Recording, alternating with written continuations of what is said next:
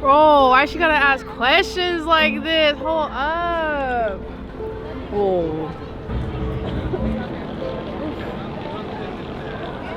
Oh, gosh. Okay. I had a bad childhood, so that's a lot.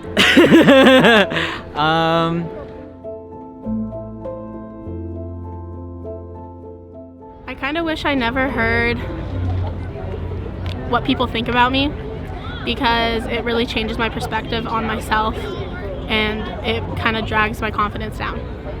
A lot of people talk about like my weight or like how I look, and honestly, like I feel like if people kept their opinions to themselves, like that would be a lot more helpful, but people are just opinionated, I guess. When I was 5 years old, my mom told me I was going to die. And I remember being very shocked. And I really got upset because it was the first time that I realized I was going to die. When my doctor told me I had stage 2 lung cancer, that would probably be one of the big ones.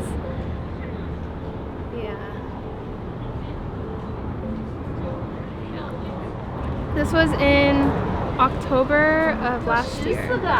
I'm in college, so I went to my local wellness center when I started coughing up blood, actually, and then they referred me to a doctor who then diagnosed me.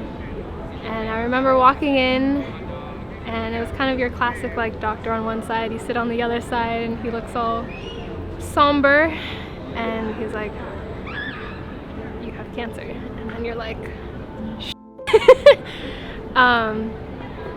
and so I kind of went into shock. I had taken public transportation to the doctor, so I took public transportation back, and I was just like in my seat just zoning out. And then I remember getting back, calling my boyfriend at the time, telling him the news, and just sitting there in silence. And then after that call ended, I just like burst into tears. I was like, well, what do I do now? Like, I had so many plans, and like now I don't know if I'll even be here to do them.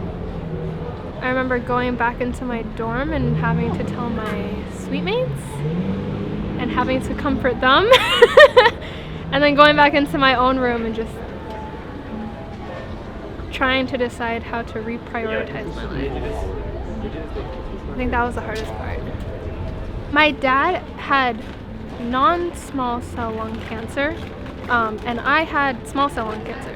So we thought maybe it might be genetics, but it wasn't connected. I don't smoke. I'm like very young, so we still don't know. My family encouraged me to drop out of school, which I refused to do because it's really important to me that I graduate in 4 years. So I stayed in school, and then I think it was like 4 or 5 months later, beat cancer, technically. Finished my semester, didn't fail any classes, which is good. And I've been in remission ever since, so hopefully I never have to hear that again. So that was around my birthday too, actually. My 20th birthday. It was like a week before. I was like, this is the best birthday present I've ever gotten. Like just being able to go back and tell people that they didn't have to worry about me anymore, at least for now. That was incredible. It was freedom. It was a lot of freedom to not be scared to pursue what I wanted to do. My childhood best friend passed away of cancer when he was just 21 or 22, and for a very long time was very passionate about being an airline pilot, and he was like probably one of the most, was kind of a prodigy, so he like was able to go through like flight school really quickly, and he was known as the baby pilot because he was able to become an airline pilot so young, and he had such a baby face that people could not believe that he was already a airline pilot. But then very soon after that, he was not even diagnosed. He just was walking, I think in Dubai or Abu Dhabi on a flight trip, and he just collapsed on the floor, and it turned out that he had like a cancer that grew in his back, and it was just terminal. Actually, it has changed a little bit the way I choose my career. Now I work in, the last 2 companies I've worked in was all related with cancer. It made me realize that cancer is a very common thing, that maybe 1 of 3 people in your life will probably suffer in their lifetime. And so I work on the early cancer detection. There have been so many improvements that within our generation, I think it will be a disease that I think we could eradicate if we put the right people and the right money towards it. Can you describe your best friend to us the best you could? Yeah, he was just like a bubbly, happy guy, just always in a good mood and very positive. Maybe not the most extroverted, but very passionate. I feel like I found my passion maybe later in life, but he knew from the beginning that he wanted to fly planes. I think it's always amazing to see people have such conviction in what they want to do and pursue that and make it happen and never give up on their childhood dreams. Your childhood dream is like, you listen less to your brain or to your mind, but you listen to your heart. And often as you get older, you listen more to your mind and rationalize yourself out of things that you know is right for you, but you just kind of lose track of that. And I think he never lost track of what his passion, of what he wanted as a kid, and did it. Although he didn't live very long, I think a life worth living is not counted in like years, right? It's more about what you do, what you become. It doesn't matter how short it is. And I think his life was worth every second of it and made it count. I wish I would have never heard or at least read the suicide notes of a boy in my class about the way our school treated him and why he did what he did. He just said that at least like the neighborhood we lived in and the community that we lived in put too much pressure on kids to go to the right school, to go in the same pathway, to go to college after high school, and how none of the teachers supported him and none of the adults that had authority would listen to him. But it's really caused change in my school, which is a positive result, but also I didn't really want to know that kids were going through something like that. It's kind of dark.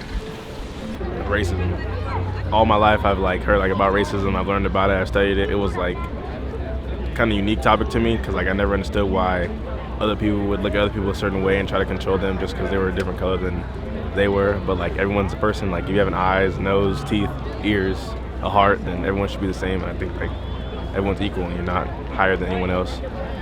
One thing, because we were talking about it this morning, is I wish I never heard that the devil was real, or that even anything about the devil as a child. I wish I never heard about how meat was made. Damn it! Or is made. Because I like to eat meat, but I also don't want to add to animal cruelty. But it's so good. Rude words. Do you have any specific ones in mind? No, and if I had, I wouldn't say them. Probably that you're not college material. I personally think that everybody is college material, and it's just coming from lower class. It's hard to, you obviously I'm not gonna go to Harvard. Who goes to Harvard? Rich people, not me. You can't say that to someone because it's going to discourage them from going to college. I'm already going to graduate with my bachelor's debt-free, and I've traveled the world, and so anybody can do it. It really discourages someone to say that, and I want to go get my PhD, and I want to do all these things, but I don't know. It always kind of sticks in the back of my mind, you're not college material, you're not going to get there, but I am. I wish I never heard the term fake news, because I feel like the people who work so hard, go to college, they try to be so fair and balanced in their reporting. It's their life. And ever since this fake news rumor started, nobody has a belief anymore in institutions, in the news media, in their leaders. And so the whole belief system is eroded, and that's what I wish I had never heard. We don't have enough money. I'm a teacher, and I'm from Arizona, and legislators are always saying they don't have enough money to fund our education system. And as a result, our children are going to be illiterate. The teachers don't stay more than a year, and they all go. And they have enough money, They're not using it to take care of what needs to be taken care of. They put it in the rainy day fund, but it's already raining. I wish I never heard all this story of so many religions in this world. Because I don't believe in religions. I believe there is one God, but I don't believe in religions. Religions separate brothers, sisters, friends, create trouble to others. But if you go through all of them, which I've been in all of them, everybody say God is good. So there is only one God, there is no religions. That's my own belief today. I think that's a hard question for me specifically, because with the way my personality is, I would always rather know, even if it hurts. Like recently, maybe a month or two ago, I learned that my dad has cancer. And he didn't tell me. I learned from an ex, actually. And my dad still hasn't told me about it. And I don't know if he's ever gonna tell me or if I'll learn at his funeral. But I'm glad I know. I'm glad it's not like gonna come out of nowhere and blindside me. Life hurts, and like sometimes it hurts to be alive, and sometimes it hurts to get bad news, and sometimes things are shit. Like sometimes everything is just gonna be shit. But like you can't come to terms with something you don't know about. Hey guys, thanks for watching another episode. If you haven't subscribed to my channel yet, please make sure to hit the subscribe button and the little bell next to it so you'll get notified every time I put up a new episode. And if you have some friends that you think might also like the episodes, it would mean a lot if you shared my episodes with them as well, if you want. I think that's pretty much it. Thank you guys again, and I'll see you next week.